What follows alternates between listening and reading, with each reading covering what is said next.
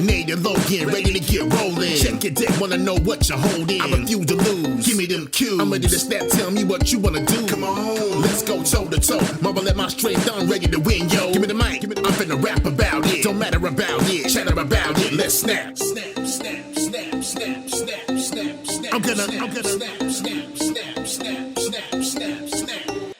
Hello and welcome to Snap Chatter, your weekly Marvel Snap podcast. I'm one of your hosts, Logan. And I'm the other guy, Nate. Nate, dude, it is with great joy that I can say here on the podcast, Jeff, the baby land shark, is finally in Marvel Snap, man.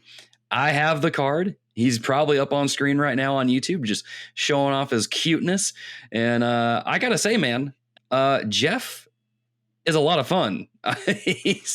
he's fun sneaking him into the different lanes. You know, I played a few matches earlier where some Galactus players thought they got me with a turn 4 Galactus and then a turn 5 Spider-Man. It's like, Oh, you forgot about Jeff the baby land shark. You fool. You fool. It's kind of like it's like this. I'm sure everybody knows this phrase in Japanese from just anime and just memes and all that stuff. But that omoe wa mu shindoru thing, it's like yeah. Jeff's saying that right now. There he is in your lane on top of Iron Man. Boom, baby, let's go. Dude, I just have to give you props on like I would. You handled that with verve and confidence, and I was just like, nope. Not me. I can't. Yep. That was, dude, you talked pretty. I did. I tried. It's the one thing in Japanese I know, aside from arigato, thanks to the band Styx from like the 80s or 90s, you know, so that's all I know. That's all I know. So you got going for you. Yeah, that's what I got going for me. But yeah, man, it is. I got to say, we're going to be talking about the recent patch notes that happened on April 18th. And man, I got to say, this is just me, but I feel like Marvel Snap, it was fun before going into the season, but now I feel like it's just, it feels good again. I'm going to be honest. I haven't seen a single Shuri Red Skull deck since the patch. Not one. I've seen a bunch of Galactus and Sandman, but that's it. That's what I primarily see. I mean, I was still playing my Shuri deck, but it's like I was telling you, the way that I played my Shuri deck, it didn't affect me, because a lot of times what I would do is turn 5 vision into the Shuri lane. These nerfs, the patch, the updates, whatever, going through them. Dude, like, and I know that we're going to go over them in a little bit more detail, but like when you first like tagged me and sort of like shot me, like they're like, oh, check this out. I was like, oh, this feels really good. You know, because I think last update, you and I were both like, man, this just feels it's like not. It's okay, but it doesn't feel bad, but it's just like, this doesn't really fix a lot of the problems, especially with like the nerf to Quinjet and stuff like that. I was like, but it's like, but this, they really kind of killed it. The bringing back Leader, as making him viable. Oh yeah. Like, can't say that I'm like a huge fan, but yeah, like I don't hate it. I don't hate it. Well, before we get into the patch notes, I do just kind of want to say a few things about Jeff real quick. I don't know that he's worth the 6,000 tokens, but I will say I am having a dang good time with that card. So it's just, I've basically been running him. I stream this a little bit. If anybody's watching, if you're watching this episode on YouTube, you can go check the past live streams. There's one with a thumbnail for Jeff. We tried a few different decks. Tried to get him to work in a Cerebro deck. It didn't really work. And then I had him in a control style deck, and that seemed to work really well, which is just, it's basically just a Sandman deck with Jeff thrown in there. Worked pretty fine, but it's like, it's a ramp Sandman deck. It's good on its own. But this one I've been playing recently is one I saw from Dexter, where it's Jeff in a Cerebro 3 deck, and man, I gotta say, it's really, I don't normally like playing Cerebro decks, but this is a good one. It's got Rhino in there to break the locations that can mess it up. It's got Valkyrie in there to make things 3 costs and then beef them up with Cerebro. it's a good time, man, and it's been really good, and it tackles Galactus decks quite well. I've been stealing some 8 cubes from these Galactus players the last couple of days, man, and it's been fun. So is it worth 6,000 tokens? I don't know, but I'm definitely getting my money's worth. I'm having a good time out of it. I'm enjoying it. So yeah, Jeff is worth 6,000 tokens to me. Yeah, I think that's like the thing is like where he's really going to shine is like obviously he's going to more than pay for himself in sort of a Cerebro 3 deck, because he's going to be a 3 power that you can sort of drop anywhere. So I mean, that's most obviously where he's going to shine. But yeah, like I think just even the fact that like he can be played as an additional card on a Sandman, against the Sandman deck, or as part of a Sandman deck. I mean, because like, it's not a huge play, but Shuri and then Jeff, that nets you 8 power in that lane. I didn't think about that. So that would be a fun one. That'd be a fun thing to try. You know what's really ridiculous about Jeff that I saw on someone? I can't remember who it was that was streaming it, but I saw someone play a card into Space Throne and then play Jeff in there next turn, and I'm just like, what? Nothing can prevent him from being played anywhere. Like, I know, they really mean it. You can play him anywhere. It's nuts. Yeah.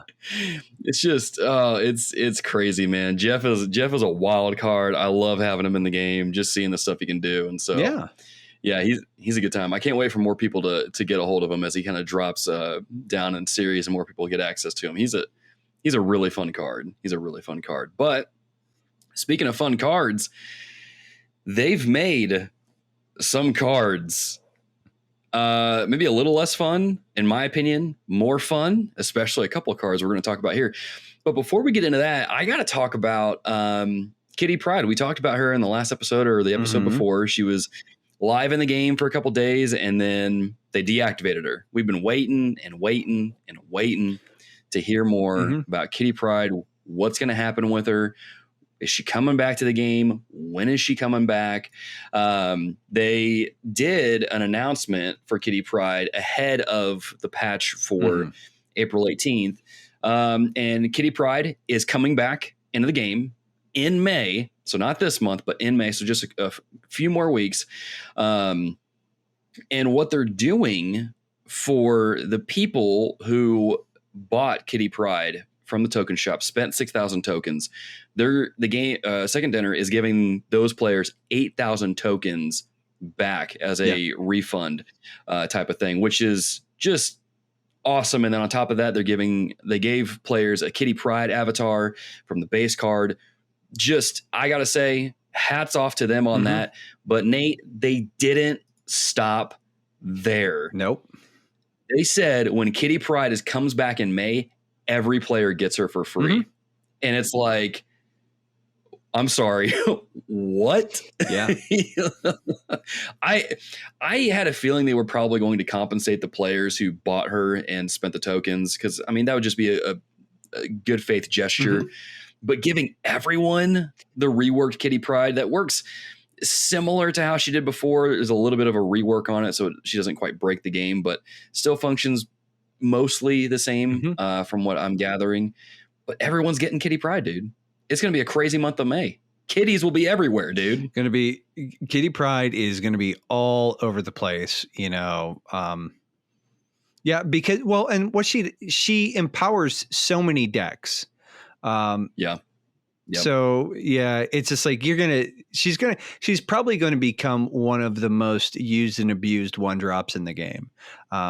Absolutely. So because she's kind of functionally, just some of the streams I've watched where she's played, she's kind of better than Sunspot in a few regards. And it's like, man, she's going to be the new Sunspot. I've got a feeling, man. I feel like she's going to be the new Sunspot, and I'm not mad about it, especially since we're getting her for free. Yeah. I mean, and it's like you said, giving the players who had already bought her from the token shop their tokens back with then a little bit of something, but it's like, apparently it took they had to fully rework her. It wasn't just sort of like, hey, let's sort of tweak the card a little bit. They had to basically if I remember reading the patch notes right, it basically they were like, well, the way she is doesn't play nice with Marvel Snap's engine, so it's either she's got to just be like redesigned from the ground up, or and it's like, so yeah. But hey, you know what? Like, I think it's cool. I think I'm looking forward to sort of getting her and sort of playing around with her and seeing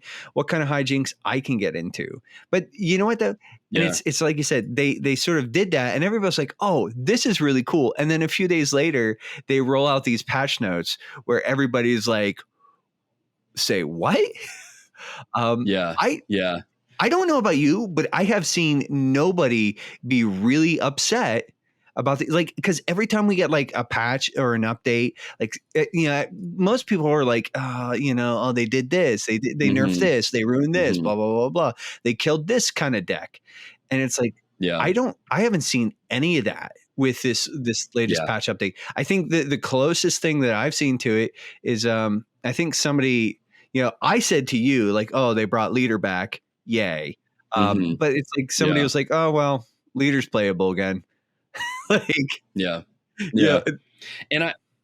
I gotta say, I think the change to leader is actually good. I don't mind. It makes him useful again, but not overpowered to where it's kind of like, okay, this is just insane. Why is he this powerful? Now I feel like he's a balanced card in my opinion. We'll get to him here shortly. We've got the patch notes pulled up here. I'll have them up alongside us here talking about it in the video if you're watching on YouTube as well. But yeah, man, let's dig into these. Let's kind of get some of the other stuff out of the way real quick so we can dig into the meat and potatoes of what they changed. Just want to go over, they did change the token shop as well. So you now have a weekly spotlight there in the middle. So if they release a new card, that new card's right there front and center for you to pick up if you want it for that first week, which is really good. I know a lot of people, when they would typically release new cards, it wouldn't show up in the shop. It was really frustrating. You'd have to wait who knows how long for it to finally rotate into your shop. But now it's going to be right there front and center for you to pick up on day one, which is really nice. You have another section in there that you can move it over. You're going to have a series 4 or 5 card right there. So if you're looking for one of those, it'll be there alongside the weekly spotlight. And then to the left, you have your ultimate variants that'll cycle in every time or every 8 hours. And so you can really choose what you want in your token shop. You can pin things as well, like you could before. And man, I got to say, I love the new token shop. I have that cable variant pinned in my token shop. Yeah. I'm just saving up my tokens. I'm waiting for me to just pull them, man. I got that Nimrod in there too last night, and I was like, oh, I want that too. Beefy Nimrod was there, and he was like, he was looking at you. He was looking at you. He's like, let's destroy things together. I'm like, oh, next time, baby. It's just, I want that cable variant. But yeah, so they did that. I love the token shop update. Looks really good. They did drop cards from Series 5 to 4. Those cards are Ghost, Stature, and MODOK. So those are now 3,000 tokens versus the 6,000. I actually got Ghost in a collector's reserve. That, like, after a patch, I opened it. And I'm like, cool, let's try this out. I'm glad I didn't spend the tokens on her. But I mean, she's fine for what she is. I think she's fine for, like, especially like if you can use her to counter a Death Galactus deck. Like the most ideal position is if you can throw her in that Galactus lane, and then you know that they're going to be playing Death and Null. Like their Death and a Null pop, and if you can drop a Shang-Chi in there, it'll pretty much like claim the lane. But it's like, and there are some cards that benefit on just flipping last, like in making sure that you have seated priority. I will say probably my favorite play that I've had with her so far, I put her in a Thanos deck. And so it's been fun to have Ghost out there, and then someone plays an Enchantress and it doesn't hit all those cards I played in that lane that were going to be ongoing. Like they flip over after Enchantress does her thing, and then it's like, okay, cool, I can still have my abilities. So you didn't get all of them, so it's cool. It's cool. It's nice to see. Then you have cards that drop from Series 4 to 3. You have Shuri, Bast, Valkyrie, Super Skrull, Black Panther.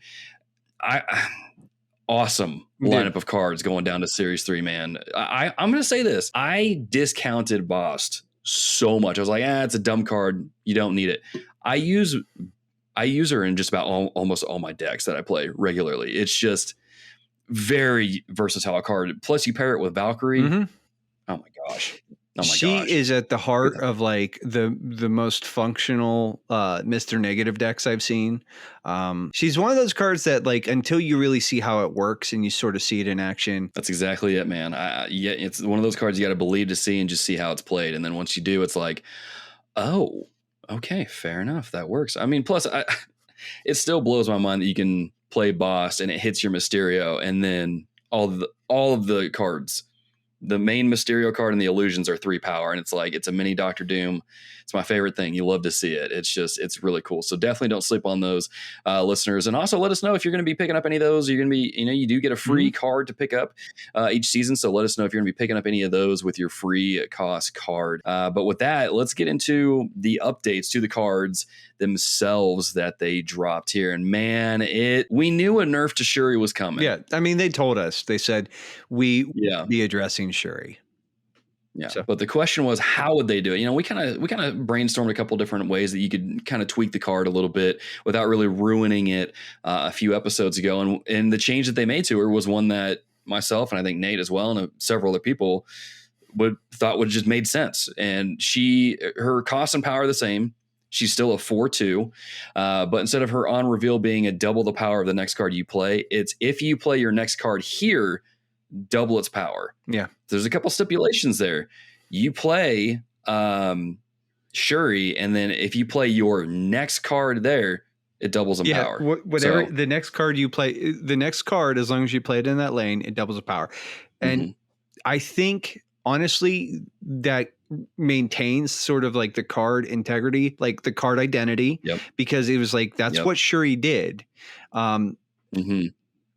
without completely breaking the game. Because now what it does is it does sort of add a little bit of restriction. Because before, I mean, we all saw it. Most of us did it. It's like, you don't know where I'm going to drop that big nasty. I might hide it behind a Cosmo. I might hide it behind an armor. Or maybe I'll find some other way to put it out of reach. But now it's like you see Shuri coming out, you know what they're going to do next turn. So it's one of those things that it's just kind of like, okay, like, it makes sense. And it actually provides workarounds. Like there are ways to like stall it and maybe change it out. So. Yeah. And that's what I like about it is it feels like it just makes her more balanced in that regard, right? There's a little bit of a risk to playing Shuri now. Whereas before it's like there wasn't much risk, right? And so now it's like you can play something here, but you got to watch out for Shang-Chi. You got to watch out for Valkyrie, which you had to watch out for Valkyrie before, but I mean, it's cool. I like the change. Or it's like, maybe, I think we're probably going to see Arrow doing a lot of like, especially if like I'm playing Arrow and like you drop Shuri and I'm like, I have priority going into the next turn. I'm going to use Arrow because before that card even flips, I'm going to pull it out of that lane. It's not being played in that lane. Shuri's effect shouldn't take hold. So, So it's cool, man. I'm all in favor of this change. Like I said at the top of the show, I haven't seen a single Shuri Red Skull deck since the patch. So I don't know if people just stopped playing her or if maybe I'm just getting match made with people that aren't playing that deck period and it's like higher rank up that are playing those decks. But I haven't seen a single one yet. It's a nice change. Nice change. Don't hate it. The next one here that they did change. Next one that they changed here, they finally address Leech, and they changed him up a little bit here. This is a bit of a buff to a degree, but at the same time, it's a little more balanced. One of the big issues with the Leech was people would put him in a Lockjaw deck, and then Leech would come out turn 4, boom, all your cards are gone, right? Huge problem. They've removed it. They've updated the card. He still maintains the same cost and power, so he's still a 5/3. But now his card text reads, it's no longer an on-reveal ability. It's just an innate ability to the card, like Dracula, Negasonic Teenage Warhead, those cards. At the start of turn 6, remove all abilities from cards in your opponent's hand. So it still accomplishes the card's job of, holding the Sarah decks at bay, keeping them from those explosive turn 6s. Mm-hmm. But you can't stop it. If Leech gets put down on the board, turn 4, turn 5, doesn't matter. He's going to do his thing. Your card, what's coming, but it gives you some kind of, ideas, or just like, okay, I see it. Let me see how I can play around it real quick before I get to turn 6. And I gotta say, man, this is a really good change to the card, in my opinion. Yeah. I mean, I think, it's like you said, overall, he's a little stronger because it's you can't stop the ability short of destroying the card, right? If he's not on the board, then his effect won't kick in. But right, it's like, you know what though? Like, and I kind of like it because, even if they do manage to fish him out early, it's still sort of locking down the turn. It's not ruined because the biggest problem that they were kind of like not addressing was like when he come out turn 3 or turn 4, that's enough to nuke your hand. Like, and unless you're playing something with just tons of raw power in it, basically a Sauron style deck, like you're done. You're kind of over. And it doesn't actually, the way that it works too is, so turn 6, it nukes your hand, then you draw your card. So just like, right, there is that sort of like that opportunity for maybe you to get like something really great on the turn 6 play, like as far as a pull. And but it actually sort of does what Leech, you want Leech to do without just ruining the game early on. And I personally, that was the one that I was like, I saw that and I was like, I mean, personally, I just like to see the little green booger just annihilated, like just removed from existence. Just deleted from the game entirely. Delete. But if you're going to keep him around, I don't hate this. I don't hate it at all. It feels, for the first time, I feel like that card actually feels manageable. Yeah, I do too.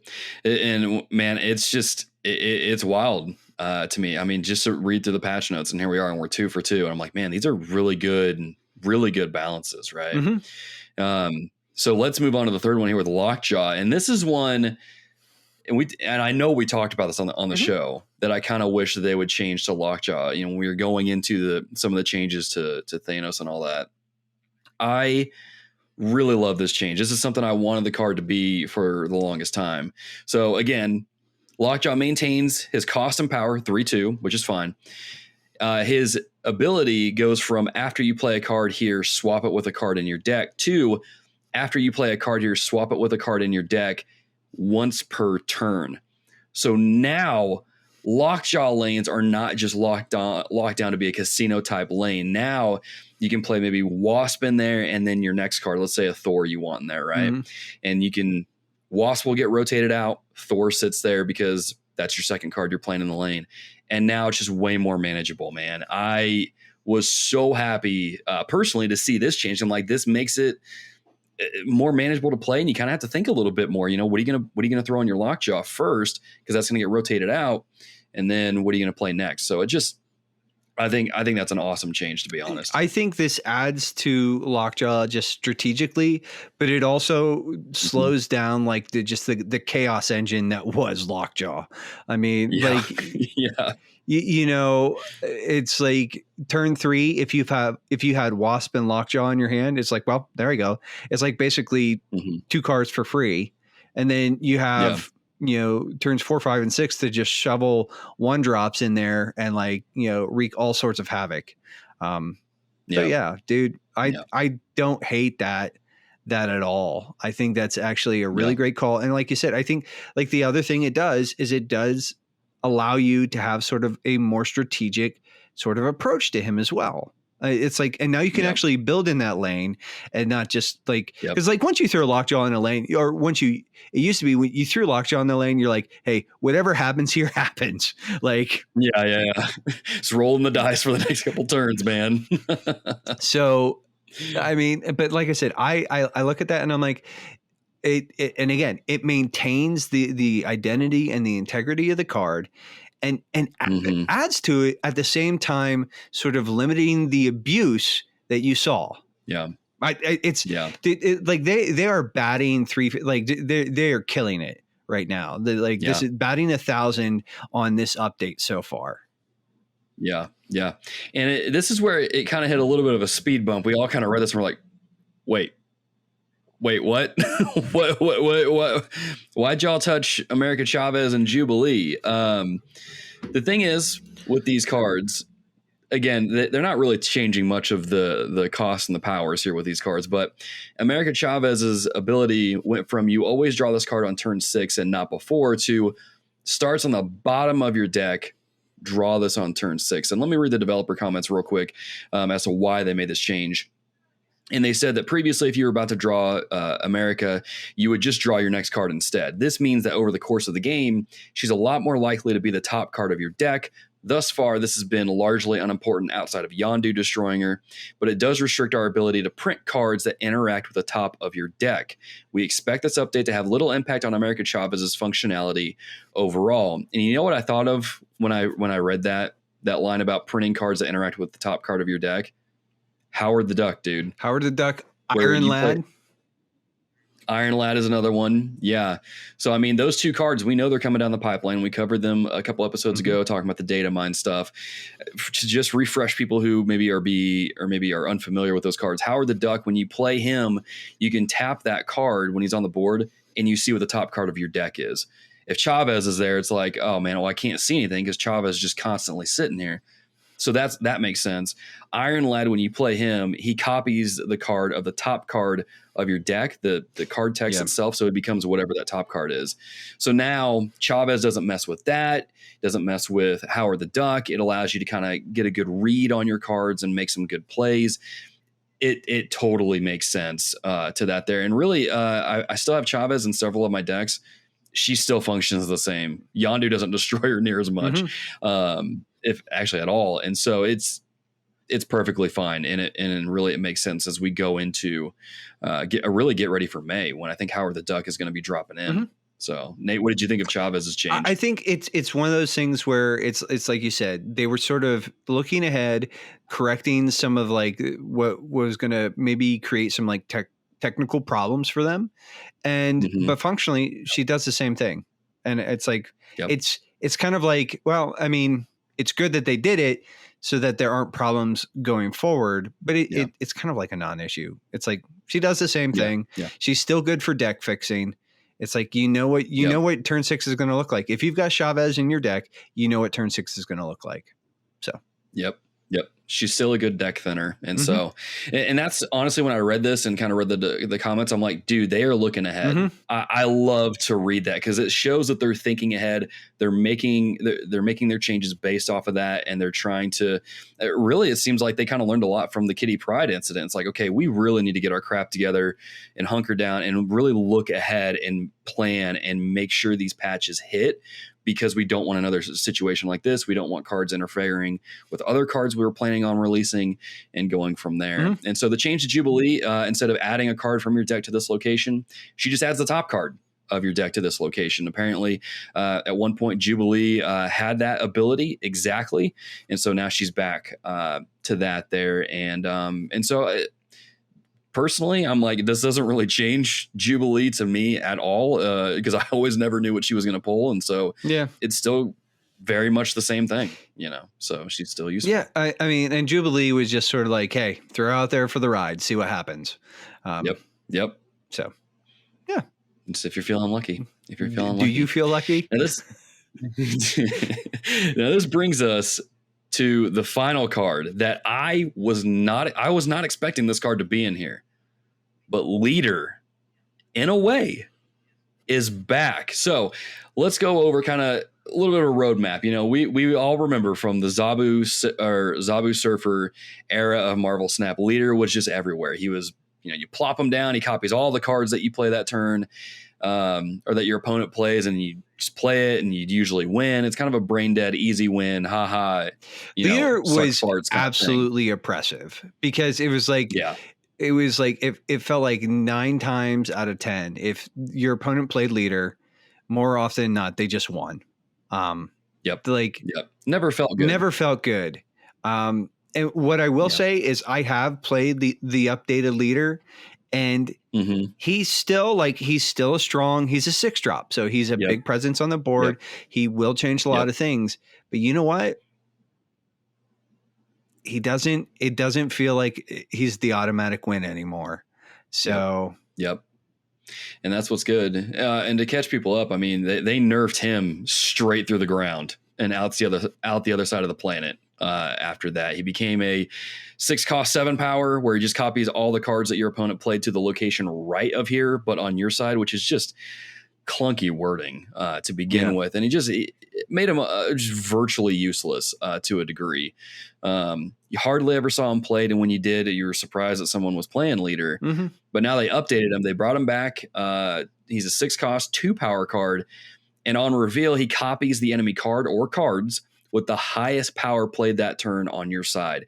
And man, I gotta say, this feels good. You know where I've been slotting leader into the most? Ramps Sandman decks. Because you bring Sandman out, you drop leader, you drop Odin on top of it. It's like, there we go. I try not to do that too much because I'm like, okay, this is scummy. But it's just good. You know, if I don't get the right draws, I've got leader sitting in my hand. It's turn 6. I'm like, they're going to play 1 card. I'm going to play 2. Let's see what we got. And I don't always win. I tried that against a Cerebro deck once and lost really bad.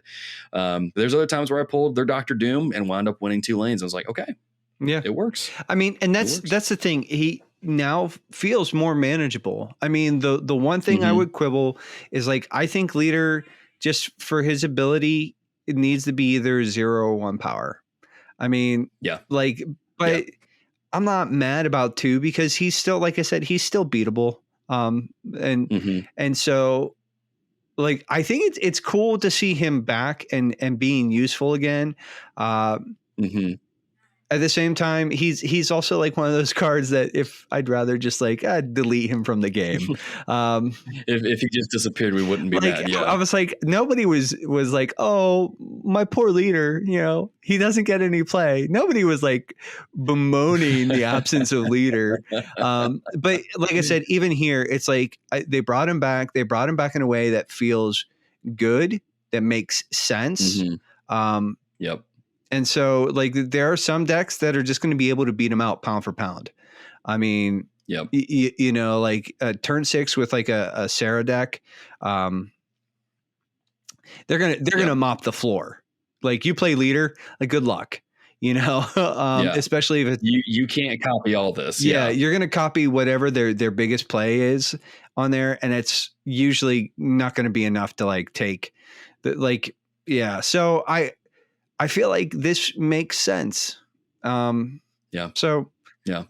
it's and I gotta say, I was never a huge fan of leader, but it is nice to see him back in a more manageable way. And man, I don't mind it. I don't mind it. Well, and it's every one of these patches and every one of these updates, they make sense for the game. And it's like, I think it took them a while, but if this is sort of like the cadence and this is what we can expect going forward with patches and updates, then yes, they are, because I think part of the problem is it just felt like they really weren't interested in like really balancing the game. It was like, you know, Glenn Jones, and I have a lot of respect for that dude, but like on that, when everybody's like asking him about Leech and he's like, well, we don't feel like Leech is that big a deal. I'm like, for real, dude? It's like, like, have you played your game? Have you played your game? And it's like, and I think like, I almost wanted to say like the sheer number of comments you are getting on this card should indicate something to you. And they did it. 100%. They did it. And they did it in a way that doesn't just make the card completely worthless, that makes it playable, but at the same time keeps it in check. And I'm like, that's exactly what you guys need to be doing. Like, these patch notes, looking at every last one of these, I was like I said, you and I were texting a little bit back and forth, and I was like, yo, I really like this. Like, this feels really good. Like, Shuri maintains her usefulness, and but she can't be this patch, and again, and I've said it a few times now, it maintains the identity and the integrity of these cards, and mitigates and addresses the ways that these cards were abused. And overall, that is going to be a much more positive experience. Like it's you and I were talking, I don't know if we were recording when you said this, but Shuri Skull decks were like brain dead. Like they got played to death because like 9 times out of 10, you could just win with them. And it's just a basic play line. Yeah. And it's like they weren't hard. It's just like, oh, I'm just going to play this. I'm going to play this, turn 3, turn 4, turn 5, turn 6. Like that's the game. And now with like, and just by addressing that card. And again, like I told you, I said like in my Shuri Skull deck, Shuri wasn't always part of my, like more often than not was not part of my win condition. I had several routes to sort of take the victory. And I look at it and it's like, she still is, and she's still a useful card for lots of decks now. But she's not going to be abused the way that she was. So I'm just like, dude, I don't hate it. I gotta say, man, it really felt like after these patch notes came out and just looking at the Marvel Snap Discord, seeing the responses on Twitter and even in our own Discord server, this really, I feel like it brought life back into the game. I think there was, and we talked about this in a few episodes prior to this one. It just felt like a really weird time to be in Marvel Snap because you have this threat of the Shuri Skull decks just looming over everyone, and it just felt oppressive. It was still a fun game to play, but it's like it wasn't at the same time. It just felt just weird, right? And this, I feel like it just washed it all away. Feels like a brand new game again. Plus, I mean, I don't know if anyone has seen the new board that they put into the game when you play. Oh my gosh, it is super cool looking. I'll have a video up of it on YouTube so you can just see it. But between that, I mean, it feels like a brand new game. It feels like it just feels good again. And I love it, man. Plus, combine this with the over-the-air drops patches that we're going to get. I think they said every Thursday going forward, either starting at the end of April or the beginning of May. I mean, we're going to see cards get buffed, cards get tweaked as the weeks go by, and then we're going to see the big patches once a month. I mean, dude, it really feels like I kind of understand why they were a little more reserved over the last couple months because it seemed like they were hunkering down, coming up with a plan going forward, and like, okay, if we're going to execute on this, let's make sure we do it right. And I think they nailed it out of the park, man. Between the Kitty Pryde compensation stuff and then this just back to back, man, I feel like they just earned a lot of good faith back with a lot of us players, to be honest. Yeah. I mean, it feels very good. Like a lot of the fatigue, a lot of the burnout, a lot of like, because those are good words. Yeah. Like a lot of that stuff feels like they've heard our complaints and they're actually doing something about it and they're addressing the actual problems. And I'm like, dude, it's as far as this patch goes and sort of moving forward, if this is the cadence that they keep, if this is sort of like they keep this 100%, like, this was absolutely sort of, I think the game was still great, but I think they've done they've looked at the things that are actually causing player burnout. They're like, hey, we can temper some of this and we can sort of address this. And dude, they did it in a way that doesn't destroy, just absolutely gut these decks and actually makes it so that they become like, you have to sort of lean into a little bit more finesse. I think I'm just overall, like I said, just chef kiss on this patch notes, or these patches, like 100%. Like you guys killed it.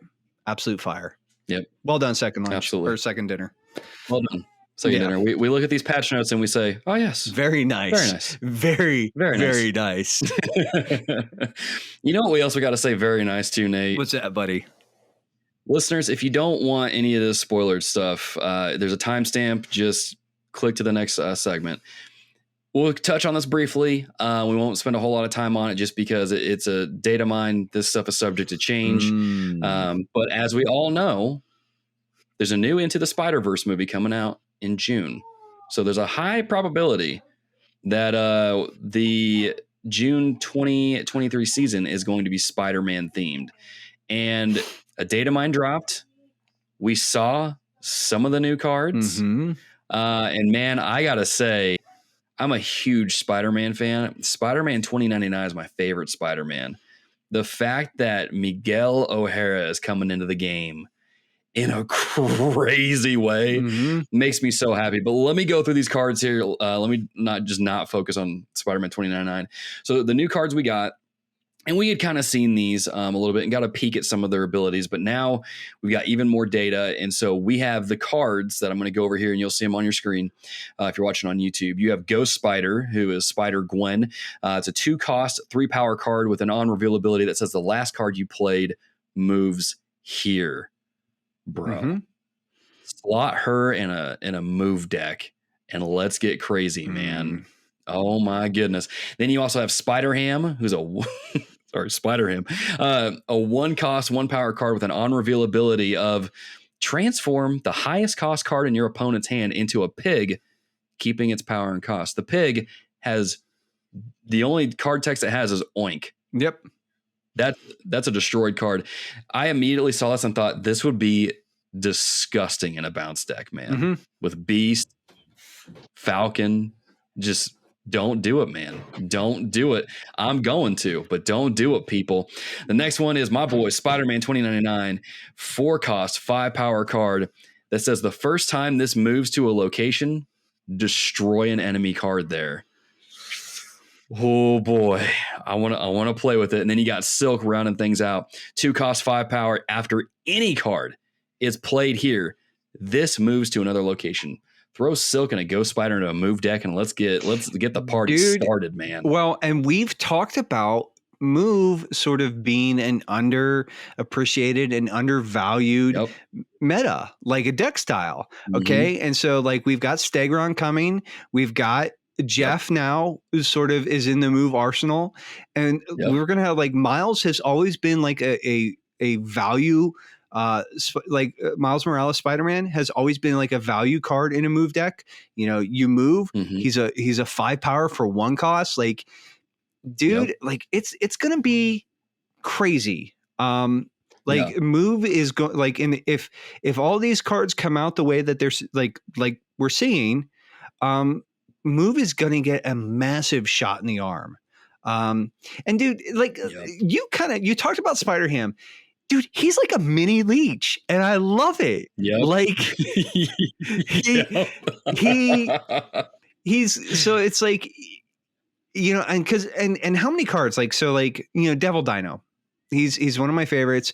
He's almost always in my deck, right? It's going to turn Devil Dino in nothing but a 5/3. He's going to be a very expensive pig. You know, if you've got Darkhawk in your hand, you've got a worthless 4-drop. If that's sort of like your highest, you know, your most expensive card or whatever. But what I'm saying is like with the nerf to Leech to where like he's nuking turn 6, and it's like with Spider Pig being a 1-drop, like, man, he's going to be super annoying. I know we're all saving our tokens for High Evolutionary in May, but I'm going to be honest. I might forego High Evolutionary and just spring my next set of tokens for Spider-Ham because I love playing bounce decks. Honestly, bounce decks is one of my favorite just archetypes to play. It's so much fun. I want to slot him into a bounce deck and just go ham. Go ham. Well, dude, and I mean, it like when you look at the staples of the bounce deck, it's like Iceman Scorpion, make me throw up in the back of my mouth a little bit. You know, you throw Spider-Ham into that mix, and it's like you're disrupting, like basically ruining hands, and it's like it's gonna make people mad, but it'll be fun to play, probably. It will. Absolutely. It's going to be really, really good. They did reveal some of the other things that are coming in that season pass. It looks like Ghost Spider is the season pass card, so we're all going to get to play with that card. Of course, you get some great new variants for Spider-Man and Miles in here. I'll let y'all take a look at those on Marvel Snap Zone's page. So that way y'all give them the clicks and go check out their website. Because really, I use Marvel Snap Zone for literally everything relating to the show and just me playing the game. You get some great Spider-Man avatars, some sick Spider-Man card backs. One is Spider-Gwen. The other one is Miguel O'Hara, just looking all kinds of fierce on the back of the card. And then, of course, you get your variant for Ghost Spider, your season pass card. Man, it was an impressive data mine. A lot of cool stuff coming to the game. Oh, there's a sick variant for Master Mold. There's a whole slew of variants that are coming to the game that I'll let y'all take a look at on, again, Marvel Snap Zone's page. I will highlight Sandman has one coming out. Sandbay. We all know the Salt Bay meme where the guy's holding that, sprinkling the salt. It's literally Sandman doing that. It is so perfect. Definitely y'all go check that out. Some really cool variants coming in, man. It's just, again, this game has some really sick variants for their cards, man. I can't get over the Spider-Man 2099 variants. I want that Dan Hip one, man. I'll love me some Dan Hip. Give it to me. It's just like, and again, like, we'll probably bring it up when it comes up. It's like, I just want them to fix some of the pricing. Like, you guys, they got to get this pricing figured out. Like, yeah, absolutely. Gotta. It's nuts, dude.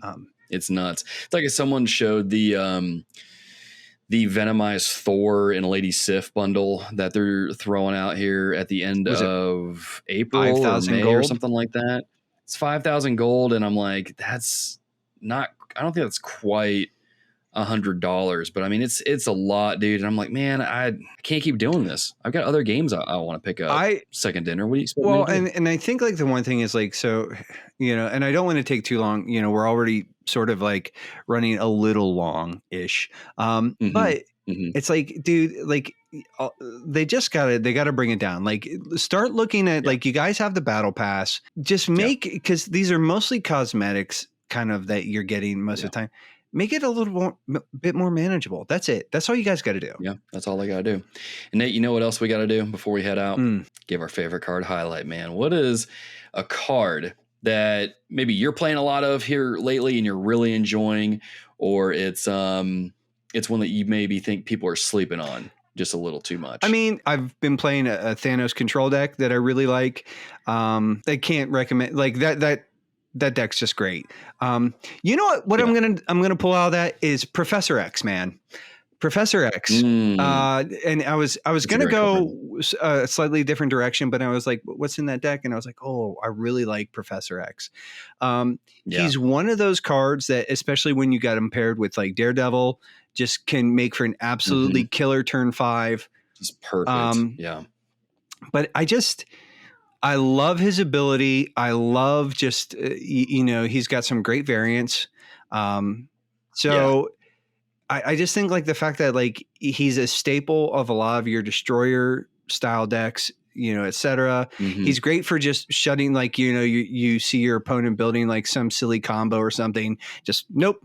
Professor X can say no. And then you can sort of like, you can use Nova to add power to the cards. You can sort of blue marble. You can do all sorts of stuff to sort of add to that lane. But he's just a great card, dude. Like, and a lot of times, like, he's like, if you've got that like unplayable lane, like Death's Altar or Death's Domain or whatever, you just throw him on there. Boop.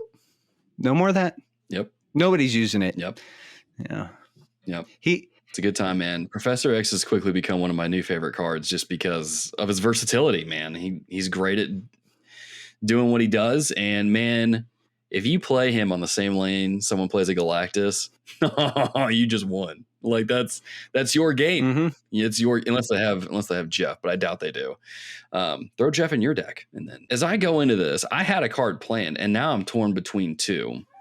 And honestly, I don't think I've shouted this card out apart from earlier in this episode, but with Bass dropping to Series 3, man, it's a no-brainer. She is a great card, very versatile in a lot of bounce decks, Cerebro decks, just even Sarah decks. I mean, it's you throw Darkhawk in there too. It's a good time, but Bast is a really, really good card. You can even throw, that's the great thing about Bast, I don't even know how you say it correctly. You can throw that card in just about any deck. Again, just about any deck, not every deck. And it becomes that much stronger. You throw her in a destroy deck, your Carnage is an extra power. Your Venom is an extra 2 power. So he's getting even beefier. I mean, it's crazy. You drop it with Null in your hand. I mean, Null gets an extra 3. So, I mean, just builds on top of it. And sometimes those extra points make all the difference. And so I know Shuri's dropping down, and people are probably like, let me get Shuri. Let me double my cards power. Y'all, don't sleep on Bast. I'm serious. Bast is going to be like out of the two. And I played a mess of Shuri, and I just picked up Bast not too long ago. But out of the two, I'd say pound for pound, you're absolutely dead on with that assessment. Like, she is going to be the more useful card. Like, if you're playing Angela, if you're playing Bishop, you're doing like the Mysterio things. Like, she just adds value. Period. So it's and if you got Hitmonkey with the season pass, extra 3 power right there, he gets even beefier. I mean, dude, she turns Hitmonkey into an absolute monster. I mean, he's coming out as a base 2/3, and he's getting +2 for every card that gets played before him.